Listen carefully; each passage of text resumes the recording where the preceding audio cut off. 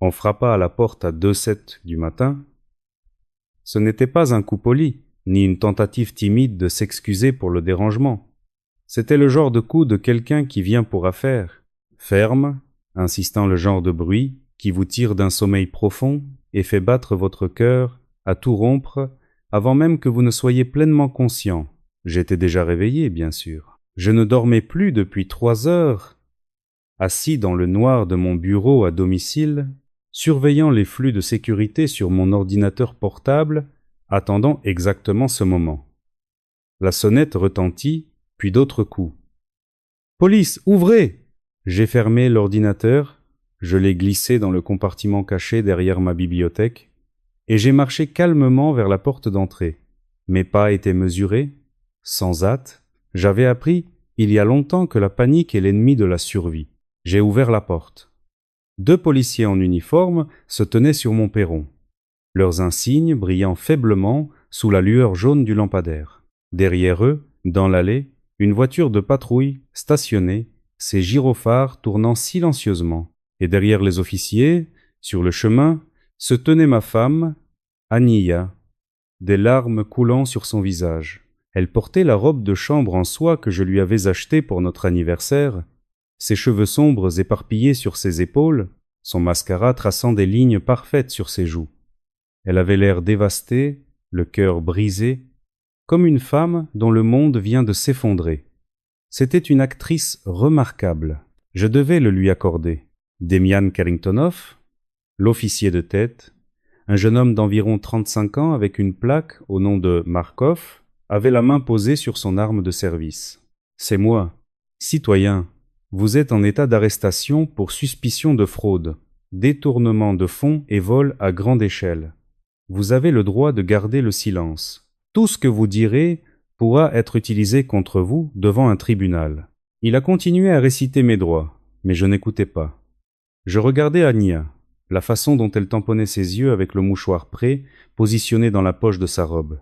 La façon dont elle s'appuyait contre la balustrade, comme si elle allait s'effondrer à tout moment.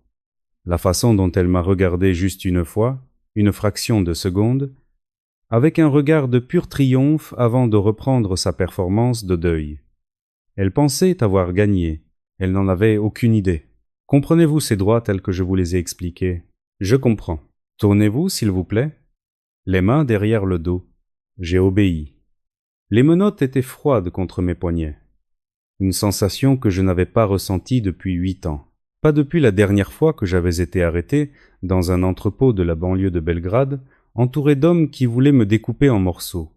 Ces menottes semblaient presque nostalgiques. Demian. Aniya s'est précipitée vers l'avant, tendant la main vers moi, sa voix tremblant d'une angoisse parfaitement calibrée. « Je suis tellement désolé. Je ne voulais pas y croire, mais les preuves... » Elle s'est interrompue, sanglotant. « Comment as-tu pu nous faire ça? À nos enfants ?» Je l'ai regardé. Vraiment regardé. J'ai fixé la femme que j'avais épousée il y a 13 ans, la mère de mes enfants, la personne en qui j'avais eu plus confiance qu'en quiconque au monde. « Prends soin de Kira et de Rodion, » et je dis calmement. « Dis-leur que je les aime. Je le ferai. » a-t-elle murmuré en touchant mon visage de ses doigts froids. « Je suis tellement désolé, Demian. » Je n'ai pas répondu. L'officier Markov m'a conduit à la voiture de patrouille. Alors que nous nous éloignions de la maison, j'ai regardé par la vitre arrière. Aniya se tenait sur le perron, me regardant partir, la main pressée contre sa bouche dans un geste de choc. Mais j'ai vu son sourire. Juste un instant, quand elle a cru que personne ne regardait, le masque a glissé. Ses lèvres se sont courbées vers le haut. Ses yeux brillaient de satisfaction. Elle ressemblait exactement à ce qu'elle était. Une femme qui venait de détruire son mari et de s'en tirer impunément. Du moins, c'est ce qu'elle pensait. Le trajet jusqu'au commissariat a duré 18 minutes. Je les ai passés en silence, regardant les rues sombres de la banlieue de Moscou défiler, repassant la chronologie dans ma tête. 3 mois de préparation, 47 heures d'enregistrement audio, plus de 200 photographies, relevés bancaires, chaînes d'email, messages textes, vidéos de surveillance, tout ce dont j'avais besoin pour détruire Aniya, son amant Arthur et tout leur complot. Je m'étais laissé arrêter parce que j'avais besoin que ce soit officiel. J'avais besoin que les charges soient enregistrées. J'avais besoin que la police traite mes informations dans son système, pour créer une trace écrite incontestable. Et j'avais besoin qu'Ania croie absolument qu'elle avait gagné, parce que quand les gens pensent avoir gagné, ils deviennent imprudents, ils célèbrent, ils font des erreurs. Ania était sur le point de commettre la plus grande erreur de sa vie. Le commissariat était calme à 2h30 du matin. Quelques officiers à leur bureau, un ivrogne cuvant son vin en cellule, le bourdonnement bas des néons. L'officier Markov m'a conduit à la zone de traitement, a retiré mes menottes et a commencé la procédure d'admission. Videz vos poches, s'il vous plaît. J'ai obéi. Portefeuille, téléphone, clé, un peu de monnaie, des armes, des objets tranchants, quelque chose qui pourrait vous blesser ou blesser autrui? Non. Asseyez-vous là-bas. Je dois vérifier vos informations. Je me suis assis sur une chaise en plastique contre le mur pendant que Markov tapait sur son ordinateur. Il semblait s'ennuyer, effectuant les gestes d'une arrestation de routine. Il pensait probablement que je n'étais qu'un criminel financier de plus. Il n'en avait aucune idée. Je l'ai regardé taper mon nom, ma date de naissance, mon numéro de passeport, puis appuyer sur Entrée. J'ai regardé le système commencer le traitement. Puis j'ai vu son visage changer. D'abord, la confusion. Son front s'est plissé. Sa tête s'est légèrement inclinée sur le côté. Puis la surprise. Ses yeux se sont agrandis. Ses doigts se sont figés sur le clavier. Puis la peur. Son visage est devenu pâle. Sa bouche s'est entr'ouverte. Il a reculé sa chaise du bureau comme si l'ordinateur venait de menacer de le mordre. C'est quoi ce bordel? Il s'est penché en avant, a lu quelque chose sur l'écran, puis a reculé de nouveau. Ça ne peut pas être juste. Il a tapé autre chose, appuyé sur Entrée, lu les résultats. Sa main s'est mise à trembler. Officier, ma voix est restée calme. Y a-t-il un problème? Il n'a pas répondu. Il saisissait déjà son téléphone, composant des numéros avec des doigts tremblants. Mon colonel, c'est Markov. J'ai besoin que vous descendiez ici immédiatement. Une pause. Oui, camarade colonel. Maintenant, je sais quelle heure il est. Ça ne peut pas attendre. Une autre pause. Je ne peux pas expliquer au téléphone. Vous devez voir ça par vous-même. Il a raccroché. Il m'a regardé, a regardé l'écran, m'a regardé à nouveau. Monsieur Carringtonov, je dois vous demander de venir avec moi. On me transfère en cellule? Non, monsieur. Dans une salle d'entretien. Il a hésité. Désirez-vous du café, de l'eau, quelque chose? Maintenant, j'étais officiellement intéressé. 2 minutes plus tôt, j'étais un suspect menotté. Maintenant, on me proposait des rafraîchissements. Le système avait fait son travail. Un café serait bienvenu. Noir, sans sucre. Oui, bien sûr. Il m'a conduit dans une petite salle d'entretien, mur beige, table en métal, 2 chaises. La porte ne s'est pas verrouillée derrière lui. À travers la petite vitre, je le voyais parler d'urgence avec d'autres officiers, désignant son ordinateur, passant d'autres appels. Je me suis assis et j'ai attendu. En moins de 5 minutes, le chef du commissariat, le colonel Grigoriev, est arrivé. Il avait la cinquantaine, était corpulent, avec les yeux fatigués d'un homme qui en avait trop vu en 30 ans de service. Il est entré sans frapper, un dossier à la main, un air d'ahurissement total sur le visage. « Monsieur Carringtonov, c'est moi. » Il s'est assis en face de moi, a posé le dossier sur la table et m'a fixé longuement. « Je suis flic depuis 32 ans, a-t-il fini par dire. Je pensais avoir tout vu. Mais je n'ai jamais vu un dossier comme le vôtre. Et que dit mon dossier? Il a ouvert le dossier. Je savais déjà ce qu'il y avait à l'intérieur. Selon notre système, vous n'apparaissez dans aucune enquête en cours. Vous n'avez pas de casier judiciaire, pas d'amende. Il a marqué une pause. Mais vous n'existez pas non plus. Je n'existe pas? Vos empreintes digitales ont déclenché une alerte. Classification de niveau 5. Accès restreint aux agences fédérales avec habilitation secret défense. Il a levé les yeux vers moi. Savez-vous ce que signifie le niveau 5, monsieur Carringtonov? J'en ai une idée.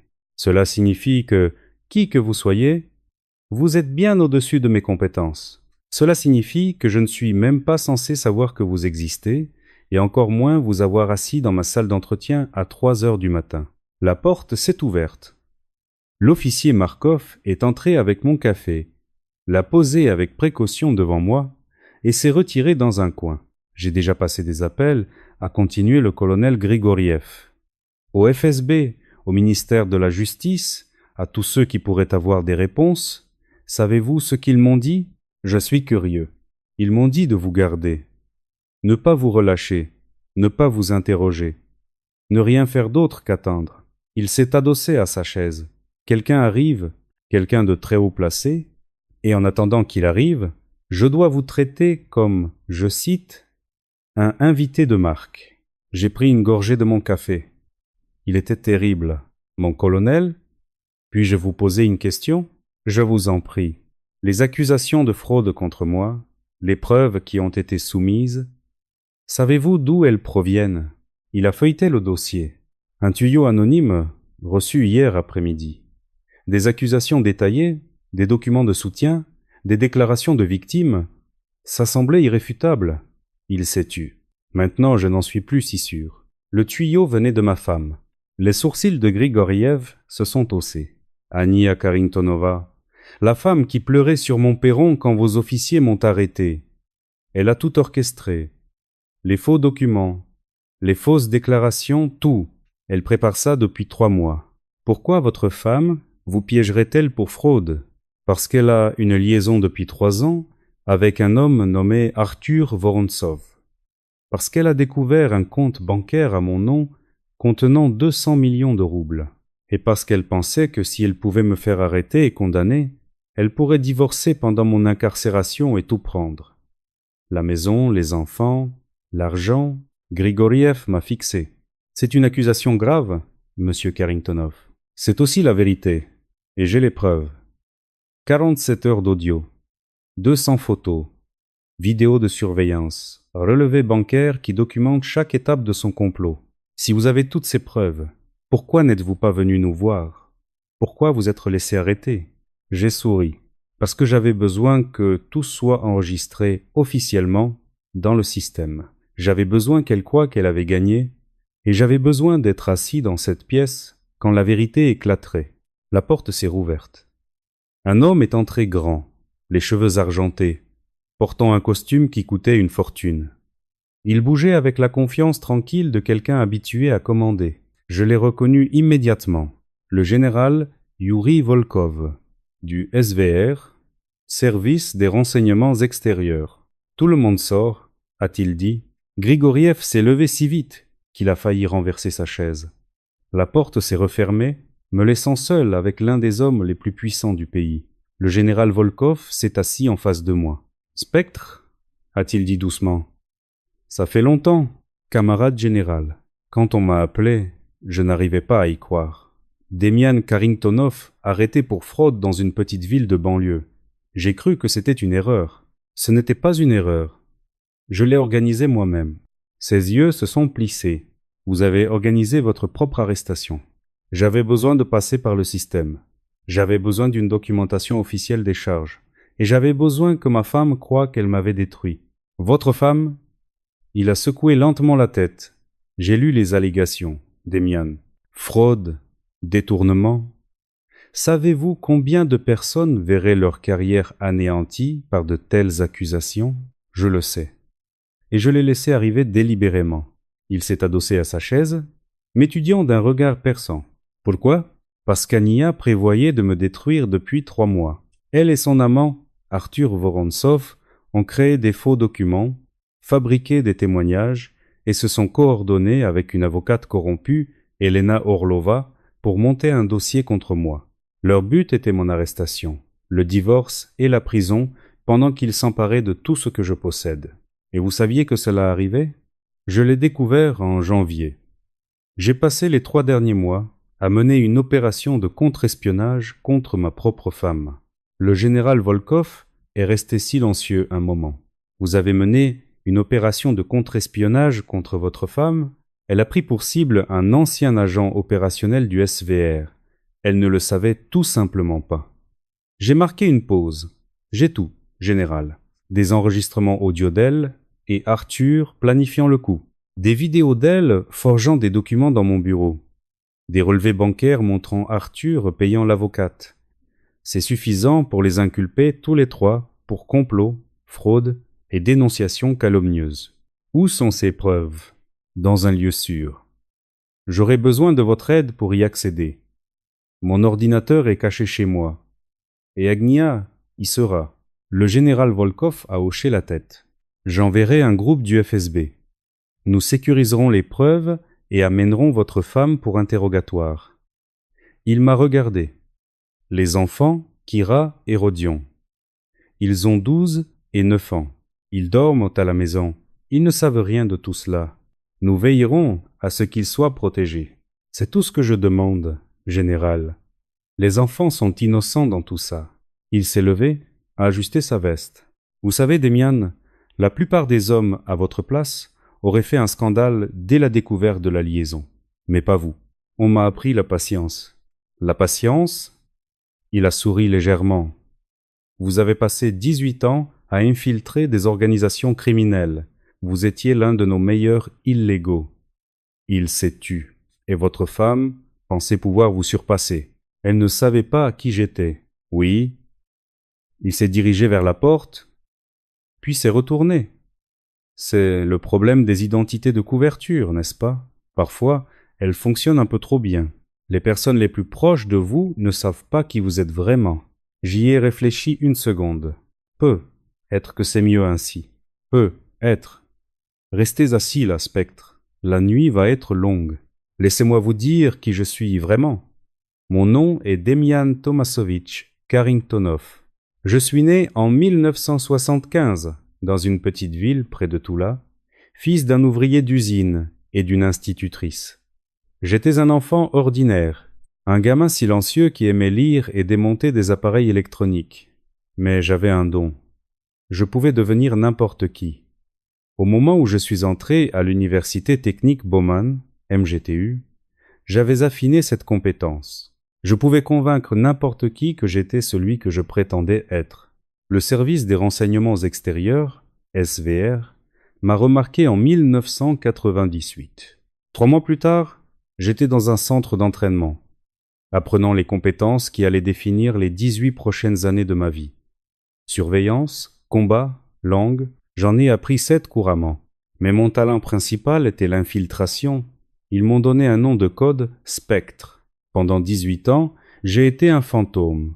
J'ai infiltré des cartels en Amérique latine, des réseaux de trafiquants d'armes en Europe de l'Est. J'ai passé des mois, parfois des années, sous couverture. J'ai été arrêté 17 fois, blessé par balle 3 fois, torturé 2 fois. En 2006, j'avais 41 ans. J'avais 2 enfants, Kira, 4 ans. Rodion, 1 an et une femme, qui pensaient que j'étais un consultant informatique ennuyeux. J'avais vu des choses qui me donnaient des cauchemars. J'étais fatigué, et j'ai pris ma retraite. Le service m'a assuré un fonds de pension 200 millions de roubles accumulés et une légende. Demian Carringtonov, spécialiste informatique. Exactement ce dont j'avais besoin. Je pensais pouvoir enfin vivre normalement. Une femme, des enfants, des barbecues à la datcha. Je me trompais. J'ai rencontré Ania en 2010. Elle travaillait comme organisatrice d'événements. 1 an plus tard, nous étions mariés. Mon officier traitant m'avait prévenu. Elle ne sait pas qui tu es. Que se passera-t-il quand elle le découvrira? J'avais répondu. Elle ne le saura pas. J'étais amoureux et arrogant. Kira est née en 2012, Rodion en 2015. Pendant quelques années, tout semblait parfait. Ania ne demandait rien parce qu'elle s'en moquait. Elle m'avait épousé pour ce que je pouvais lui apporter. Stabilité, confort, argent. Quand j'ai pris ma retraite en 2016 et que nous avons emménagé dans une maison de banlieue modeste, la déception a commencé. Elle attendait plus. Elle pensait que mes voyages apporteraient une vie de luxe, pas une maison de 3 pièces avec une lada dans l'allée. J'ai remarqué le changement progressivement. En 2020, nous étions devenus des étrangers dans la même maison. J'avais baissé ma garde avec la seule personne en qui j'avais confiance. C'était mon erreur. J'ai découvert la liaison en novembre 2023. Ce n'était pas de l'intuition, c'était l'habitude d'un professionnel. J'ai installé une surveillance. En une semaine, j'ai eu la confirmation. Arthur Vorontsov, 44 ans, riche homme d'affaires. Il se voyait dans des hôtels. Il promettait de quitter sa femme, elle moi. J'ai observé cela pendant 2 mois sans rien faire. Et en janvier 2024, j'ai découvert pire. Aniya avait trouvé mon compte de pension. Elle avait trouvé ces 200 millions dont elle ignorait l'existence. Elle a décidé que je lui cachais de l'argent volé. Elle a décidé d'utiliser cet argent comme son ticket de sortie. Le plan de fraude a été imaginé par Arthur. Si on me mettait en prison pour fraude, Aniya divorcerait, prendrait la maison, les enfants et finirait par mettre la main sur ces millions. Ils ont impliqué Elena Orlova, une avocate corrompue. Tout était pensé. Si j'avais été celui que je prétendais être, leur plan aurait fonctionné, mais je n'étais pas cet homme. Pendant 3 mois, j'ai préparé une contre-opération. J'attendais leur piège. J'attendais l'arrestation à 2 heures du matin, parce que je savais, dès qu'ils déposeraient une fausse plainte, ils commettraient un crime fédéral. Aniya pensait détruire à moins que rien. Elle se détruisait elle-même. L'équipe du FSB est arrivée chez moi à 4h30 du matin. Aniya a ouvert en robe de chambre, effrayée. Ils ont trouvé mon ordinateur là où je l'avais laissé. Et dans son bureau, ils ont trouvé une pile de faux documents. Des plaintes de clients fabriquées sur son ordinateur, de fausses factures avec ma signature copiée. Elle avait même gardé le brouillon de la dénonciation anonyme. À 6 du matin, elle était menottée. À 7, Arthur Vorontsov était arrêté. À 8, l'avocate Elena Orlova était arrêtée. Et à 9 du matin, j'étais à la maison. Les enfants dormaient encore. Ma belle-mère se tenait dans le salon, rouge de colère. Où est ma fille? En détention provisoire. Elle est arrêtée pour complot, fraude et dénonciation calomnieuse. Elle a commis ces crimes. J'en ai la preuve. Je suis monté à l'étage. Kira dormait encore. Rodion ronflait doucement. Ces 2-là étaient les seuls qui comptaient. J'avais passé 18 ans à protéger des inconnus. Maintenant, j'allais protéger les 2 personnes qui avaient vraiment besoin de moi. Les procès ont duré 1 an. Arthur a pris 15 ans de régime sévère. Elena Orlova a pris 10 ans. Et Aniya a pris 12 ans. Je n'ai jamais regardé en arrière. Tout expliquer à Kira et Rodion a été la chose la plus difficile que j'ai jamais faite. Je leur ai dit simplement, maman a fait de très mauvais choix et doit maintenant être punie. Rodion a juste grimpé sur mes genoux et s'est serré contre moi. 2 ans ont passé. J'ai 50 et 1 an. Kira est maintenant une adolescente. Rodion se passionne pour l'informatique comme moi. Ils savent qui je suis désormais. Ils savent que papa était un officier de renseignement. L'année dernière, j'ai montré à Kira mon ordre pour le mérite de la patrie. Tu étais un espion? A-t-elle demandé les yeux ronds. Quelque chose comme ça. C'est pour ça que maman n'a pas pu te tromper. Surtout parce que je vous aime trop pour laisser quiconque nous séparer. Le général Volkov m'a appelé. Le service a besoin de consultants. J'ai dit que j'y réfléchirais. Honnêtement, je ne suis pas sûr de vouloir retourner dans ce monde. Je veux être un père. Un vrai. Celui vers qui les enfants courent, quand ils ont peur ou quand ils sont heureux. Cela vaut plus que n'importe quelle mission. Parfois, je pense à Aniya. Il lui reste 7 ans. Elle sortira quand Kira aura 20 et 1 an et Rodion 18 ans. Ils décideront eux-mêmes s'ils veulent la voir. Mais je ne prétendrai pas que son acte était autre chose qu'un calcul froid. Elle était prête à me voir pourrir en prison. Elle aurait monté les enfants contre moi. Elle ne savait pas qui j'étais. C'était son erreur. J'ai passé 18 ans à apprendre à voir à travers les masques. Et quand la femme que j'aimais a essayé de me détruire, je l'ai vue à travers aussi. J'appelle cela de la justice. Merci de m'avoir écouté. C'est mon histoire. Chaque mot est vrai. La police a frappé à ma porte à 2-7. Et quelques heures plus tard, ils ont découvert que je n'étais pas l'homme que ma femme pensait. J'avais besoin qu'Aniya croie en sa victoire pour qu'elle fasse des erreurs. Elle pensait détruire à moins que rien. Elle se trompait. Et maintenant, je veux vous demander, que feriez-vous si votre conjoint tentait de vous faire accuser d'un crime? Resteriez-vous silencieux pour attendre le moment idéal pour frapper? Avez-vous déjà laissé quelqu'un croire à sa victoire, tout en sachant que vous gardiez le contrôle? Écrivez vos réponses dans les commentaires. À la prochaine.